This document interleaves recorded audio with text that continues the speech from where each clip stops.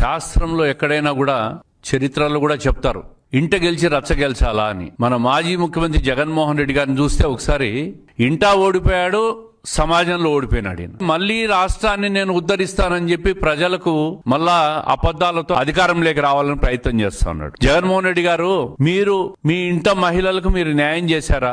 రాష్ట్రంలో మహిళలందరినీ ఉద్ధరిస్తానని చెప్తా ఉన్నారు.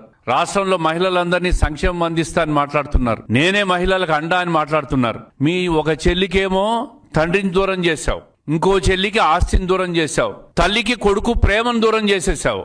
ఈ రకంగా ఇంట్లో ఉన్న మహిళలను, చెల్లెలను, తల్లులను నువ్వు మోసం చేసి ముంచేసి రాష్ట్రంలో మహిళలందరినీ ఉద్ధరిస్తానని చెప్పి రోడ్డెక్కి మాట్లాడితే ఇంకా ప్రజలు నమ్మే పరిస్థితిలో ఉండారా జగన్మోహన్ రెడ్డి గారు? మీరు ఒక 5 సంవత్సరాలు తండ్రికి అధికారం ఇస్తే తండ్రి అధికారాన్ని అడ్డం పెట్టుకొని 1000 కోట్లు సంపాదించేసినావు, కిట్ ప్రోకోల్ చేశావు, 11 ఈడీ సిబిఐ కేసుల్లో ఉన్నావు, ఇంకా కోర్టు చుట్టూ తిరుగుతూ ఉండవు. ఒక్క ఛాన్స్ ఇవ్వండి, రాష్ట్రాన్ని ఉద్ధరిస్తానని చెప్పి ప్రజలను నమ్మించి 2019 నుంచి 24 మధ్య రాష్ట్రాన్ని అతలాకుతలం చేసేసి వద్దు బాబాయ్ నువ్వు జగన్మోహన్ రెడ్డి గారు అనే విధంగా 164 సీట్లు కూటమి ప్రభుత్వానికి ఇచ్చి 11 సీట్లకు పరిమితం చేశారు నిన్ను.